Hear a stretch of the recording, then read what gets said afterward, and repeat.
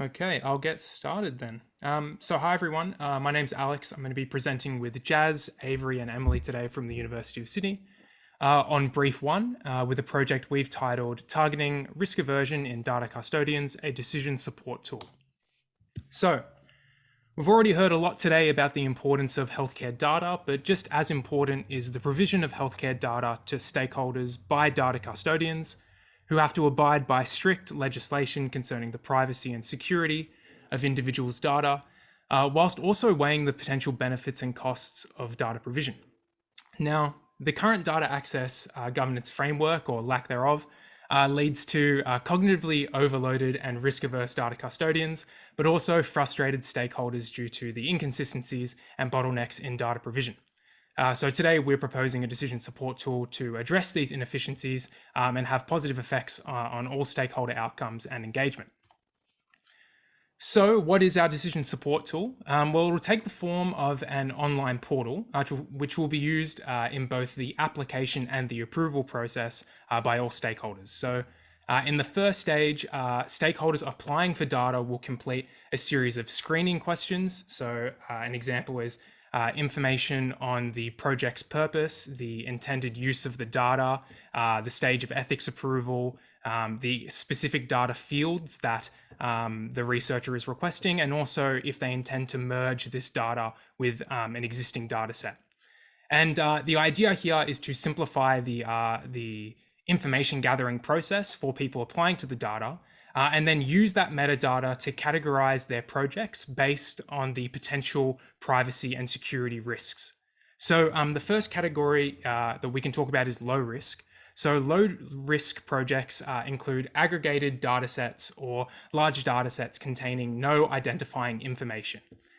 So low risk projects would normally be approved by a data custodian. However, they would have to spend significant time and effort reading through all the information provided by the person applying.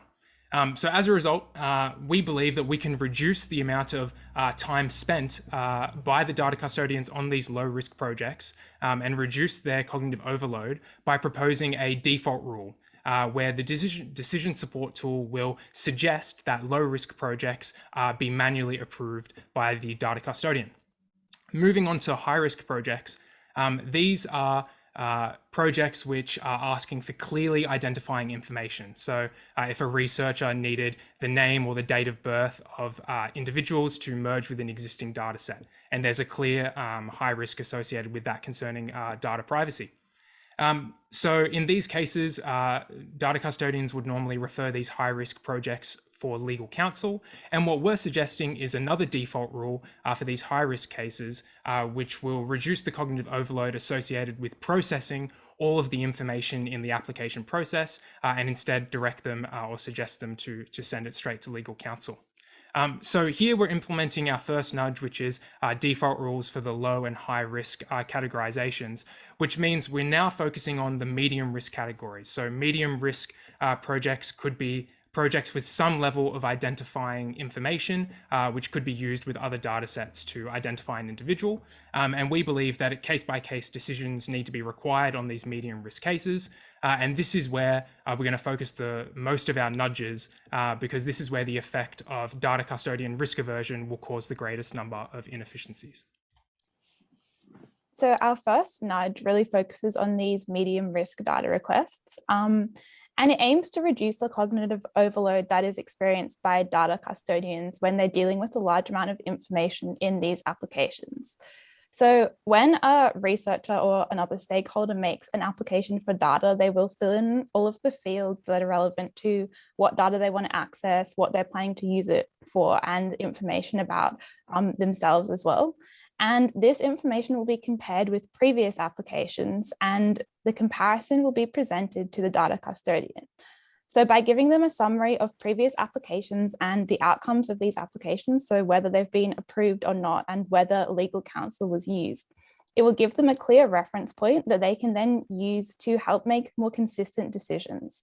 So this improves the consistency for one data custodian over time. So for example, if they've made a decision on a similar data request in the past, they're more likely to make a similar decision in this case, and also between different data custodians working on similar projects. And we hope this will improve the efficiency of the entire process. So another important issue we want to address is data custodians' risk aversion in regards to releasing data sets that can be potentially identifying. So while assessing the applications, data custodians might not be able to fully understand how the data can be used to improve medical research or patient care the way researchers or clinicians do. So this information asymmetry can cause them to discount the potential benefit in their risk-benefit analysis. So the way we address this problem is to communicate to them the benefit in a clear, understandable, and salient way. So when people submit their applications, they will be asked to include a summary of the anticipated benefits written in general terms. And when the data custodians open the application, the benefit statement is going to be the first thing they see and the biggest thing to attract their attention. So it's readily available to them when they make the decisions. And in doing so, we're trying to shift the focus away from potential risks towards potential gains and really emphasize what they can bring to the public interest. So to summarize, we designed 3 nudges in our decision support tool. The first nudge we use is to apply default rules for high and low risk datasets, which will be either approved or referred to legal counsel by default. We know it's a really powerful nudging tool because people are likely to stick with the preset options. And it's important for data custodians to have these default options available because it reduces the complexities that will otherwise be involved in actively making these choices every time. So for medium risk data sets, data custodians need to make the decisions on a case-by-case basis. So we try to create reference points based on the results of previous applications and shift their attention away from what's similar between these projects to what's specific to the new project. And in doing so, we try to reduce their cognitive overload and make the whole process more timely and efficient. So the final nudge we use is a positive framing of data sharing by increasing the salience of potential benefits. This is useful because how people evaluate information doesn't just depend on the content itself, but is influenced by the way the information is presented. So we hope that emphasizing the positive aspect of data sharing will reduce data custodians' risk aversion. So here we've created a simplified mock-up of what the tool might look like to a data custodian. So I'd like to draw your attention to 3 main things, which are how these nudges would appear in the tool. So if you look at the top left-hand corner, that yellow box, this highlights the positive framing of the anticipated benefit so that the data custodians also take into account the benefits rather than just focusing too much on the risks, which, as we've said, we hope will reduce risk aversion. Then looking over to the right-hand side, this table here shows a summary of previous similar applications, including the status of those applications. So whether it was approved without legal consult, whether a legal consult was required. And this sets a clear reference point for the data custodians so that they can make a faster and more informed decision. Finally, if you have a look on the bottom right-hand corner where it indicates the recommendation, this is based on the risk classification. So in this case, our example is a medium risk classification.